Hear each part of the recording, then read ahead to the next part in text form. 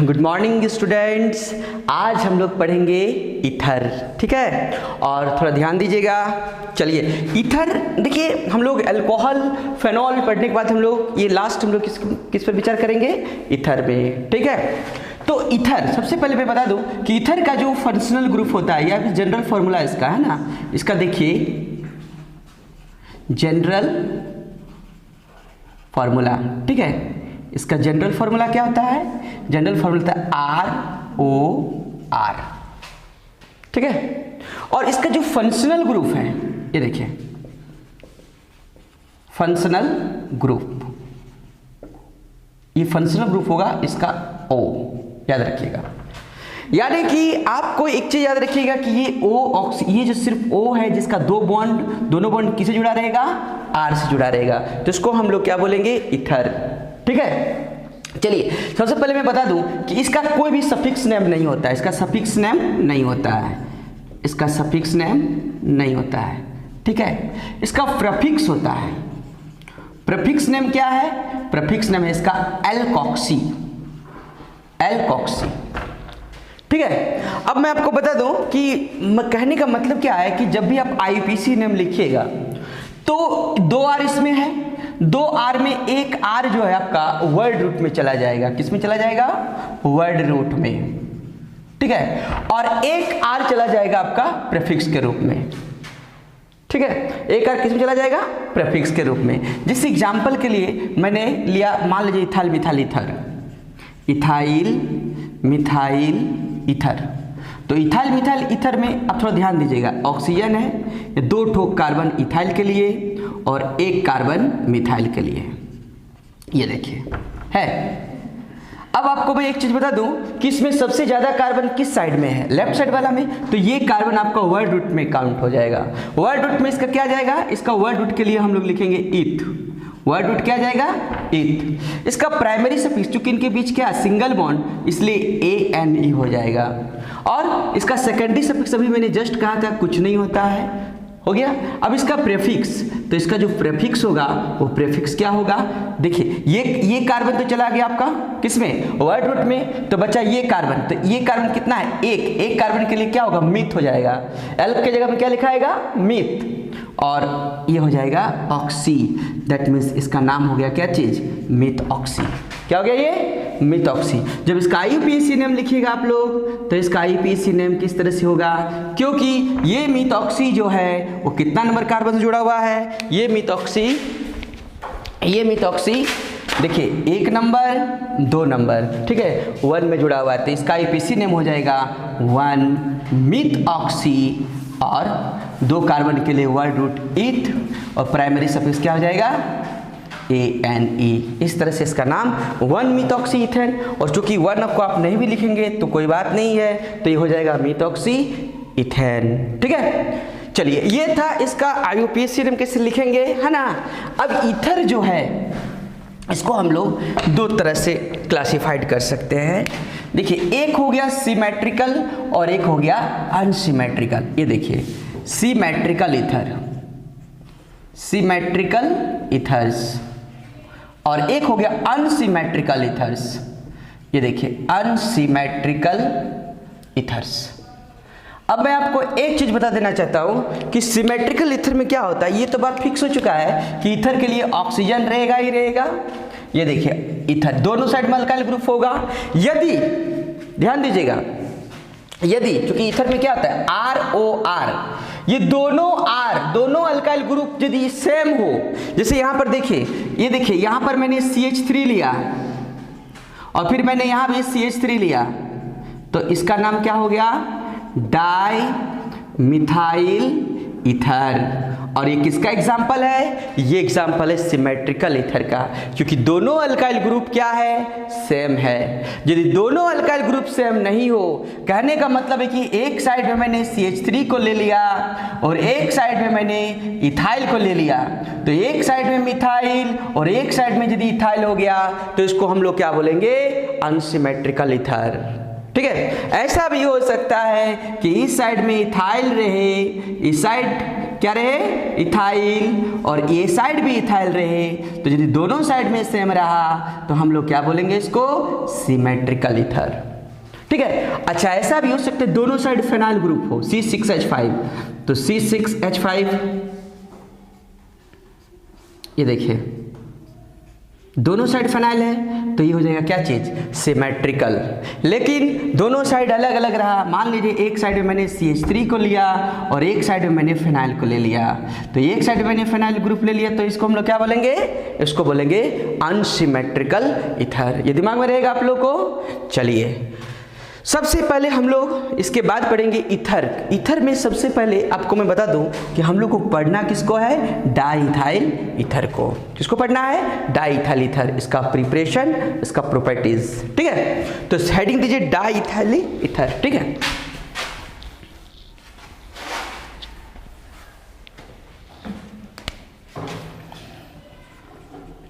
Diethyl ether. Diethyl ether का structure कैसे होगा, इस तरह से, इस तरह से।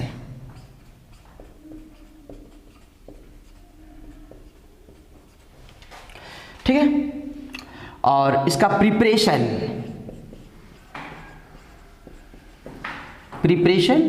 Of diethyl ether. नंबर 1, सबसे पहले लेबोरेटरी मेथड। क्या लिखेंगे, लेबोरेटरी मेथड।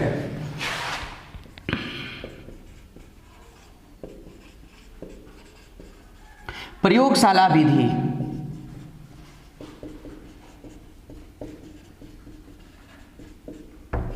प्रयोगशाला विधि। और हमेशा याद रखिएगा कि प्रयोगशाला विधि जो है वेरी इंपॉर्टेंट किस श्रेणी में आता है। तो प्रयोगशाला में डाईथाइल ईथर कैसे बनाएंगे, जब भी हम लोग इथाइल अल्कोहल की अधिकता में, एक्सेस ऑफ इथाइल अल्कोहल, और इथाइल अल्कोहल की अधिकता में जब कॉन्क सल्फ्यूरिक एसिड 140 डिग्री में गर्म होता है, कितना डिग्री में, 140 डिग्री सेल्सियस में, तब डाईथाइल ईथर फॉर्म होता है। तो पहले मैं बता दूं कि ये आपका है इथाइल अल्कोहल, ये देखिए ये है इथाइल अल्कोहल। ठीक है, कॉन्क H2SO4, HHSO4, सबसे पहले 100 डिग्री सेल्सियस। मैं आपको बता दूं कि आप H2SO4 को लिख सकते हैं HHSO4। ठीक है, तो इसका नाम है इथाइल अल्कोहल, इथाइल अल्कोहल। तो इथाइल अल्कोहल जब सबसे पहला स्टेप में ये इथाइल हाइड्रोजन सल्फेट बनाएगा। क्या बनाएगा, इथाइल हाइड्रोजन सल्फेट। ये देखिए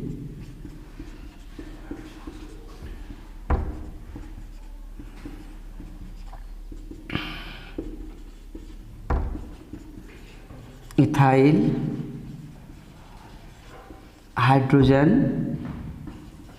सल्फेट, और 140 डिग्री सेल्सियस के लिए फिर हम लोग इथाइल हाइड्रोजन सल्फेट को नोट करेंगे।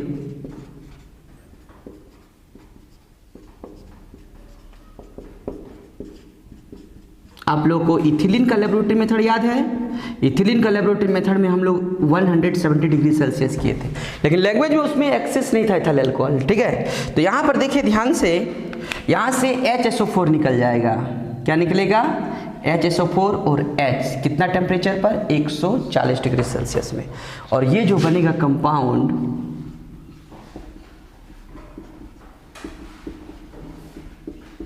उसका नाम होगा डाईथाइल ईथर।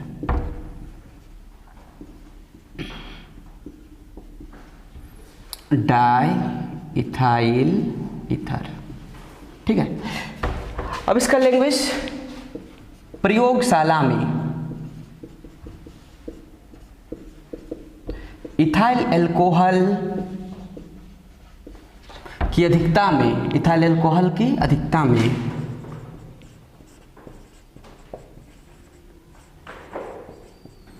अधिकता में कॉन्क H2SO4 के साथ, कॉन्क H2SO4 के साथ 140 डिग्री सेल्सियस में, प्रयोगशाला में इथाइल अल्कोहल की अधिकता में कॉन्क H2SO4 के साथ 140 डिग्री सेल्सियस में गर्म करने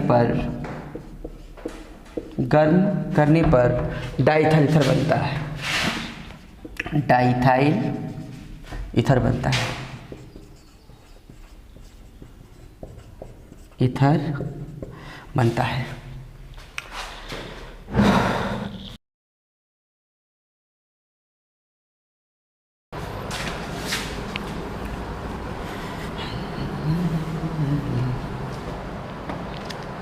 ये देखिए 2 नंबर क्या है, from ethyl chloride, ethyl chloride. ठीक है, देखिए ये आपके पास इथाइल क्लोराइड,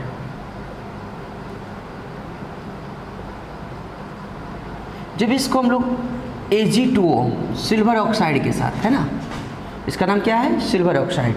तो सिल्वर ऑक्साइड जब भी लेंगे तो 2 मोल इथाइल क्लोराइड आएगा, यानी कि 1 मोल और हम लिखते हैं, और ये देखिए 2 मोल हम लोग इथाइल क्लोराइड लिए, इथाइल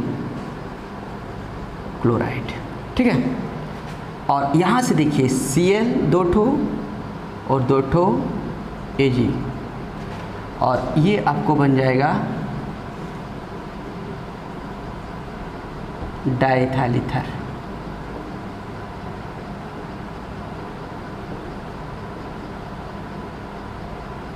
और AgCl, डाइथाइल ईथर। ठीक है, लैंग्वेज में होगा इथाइल क्लोराइड को सिल्वर ऑक्साइड के साथ, सिल्वर ऑक्साइड के साथ प्रतिक्रिया कराने पर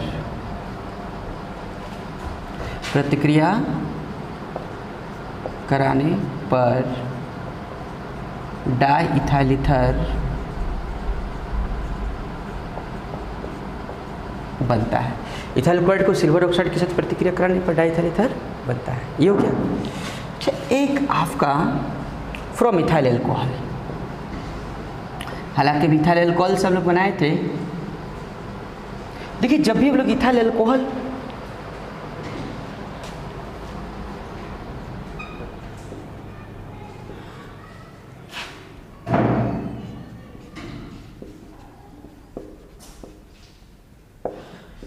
ये रहा इथाइल एल्कोहल। ठीक है, एक और ले लीजिए ethyl alcohol,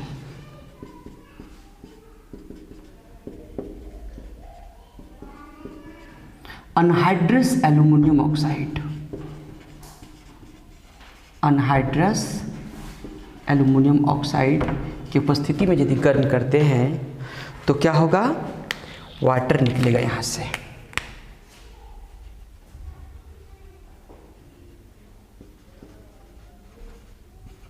ethyl alcohol.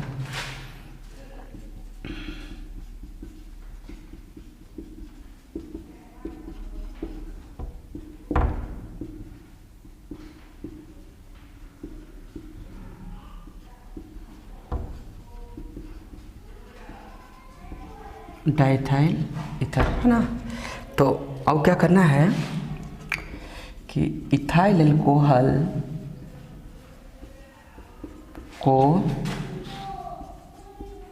Conc H2SO4 के साथ, कॉन्क H2SO, इथाइल अल्कोहल को अनहाइड्रस Al2O3 की उपस्थिति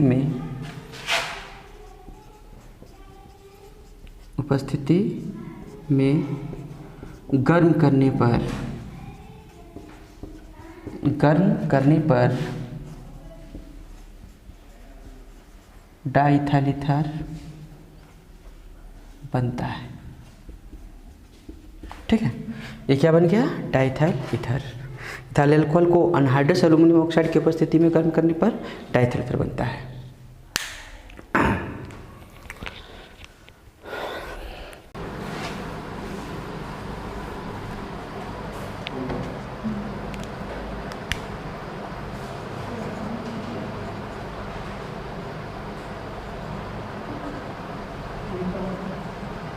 विलियमसन सिंथेसिस एक और नेमिंग रिएक्शन नहीं है, naming reaction very important reaction क्या है, विलियमसन सिंथेसिस। देखिए मैं एक चीज़ बता दूं कि विलियमसन सिंथेसिस में क्या होगा, एक रहेगा आपके पास अल्काइल हैलाइड रहेगा, ठीक है, और एक रहेगा आपके पास सोडियम एल्कोक्साइड। देखिए मैंने क्या किया, एक अल्काइल हैलाइड RX, ठीक है, या सोडियम एल्कोक्साइड भी ले सकते हैं, पहले मैक्सी लेते हैं, और सोडियम एल्कोक्साइड ये रहा R, NaOR। थोड़ा सा लिख सकते हैं आप यहाँ अल्काइल हैलाइड सोडियम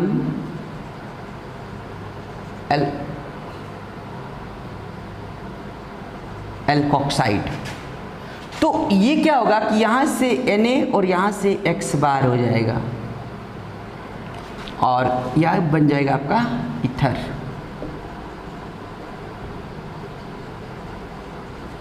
ठीक है, स्टेटमेंट आप क्या दीजिएगा, अल्काइल हैलाइड को सोडियम एल्कोक्साइड के साथ प्रतिक्रिया कराने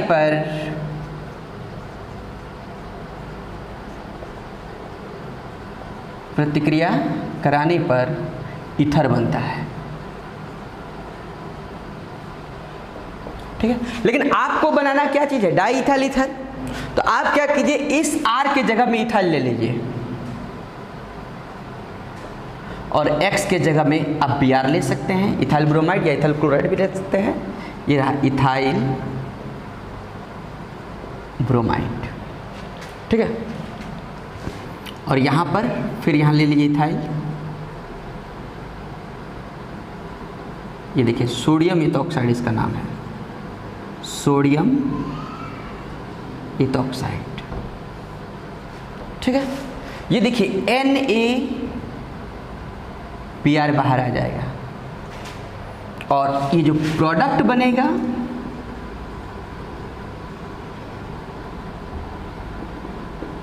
उसका नाम होगा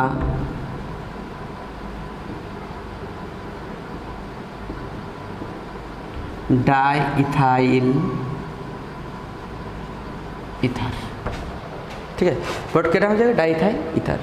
एक चीज ध्यान दीजिएगा नोट में कि देखिए R जब है तो R में ये जो अल्काइल हैलाइड है वो क्या होना चाहिए, 1 डिग्री अल्काइल हैलाइड होना चाहिए। कि विलियमसन सिंथेसिस में अल्काइल हैलाइड क्या होना चाहिए, 1 डिग्री होना चाहिए, तब आपको ईथर बनेगा, है ना। लिख सकते हैं विलियमसन सिंथेसिस द्वारा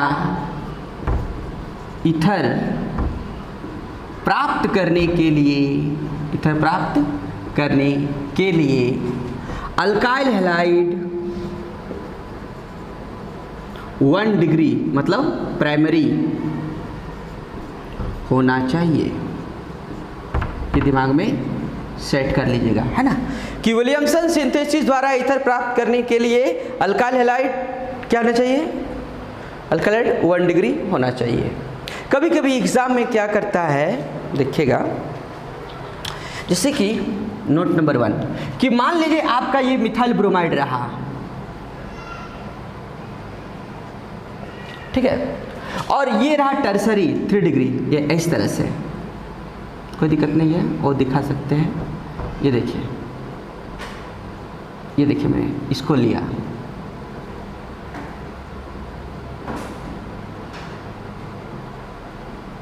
ठीक है, तो यहां से कोई दिक्कत नहीं, आप NaBr को निकाल लीजिए, ठीक है, और आपका जो प्रोडक्ट बनेगा वो ईथर होगा, मिथाइल टर्सरी ब्यूटाइल ईथर, कोई प्रॉब्लम नहीं है।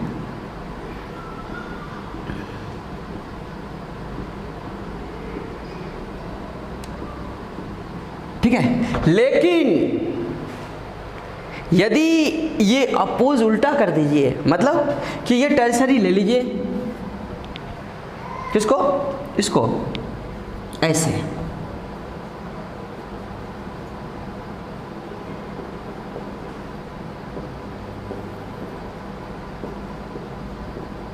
और ये आपका उल्टा हो गया NaOCH3।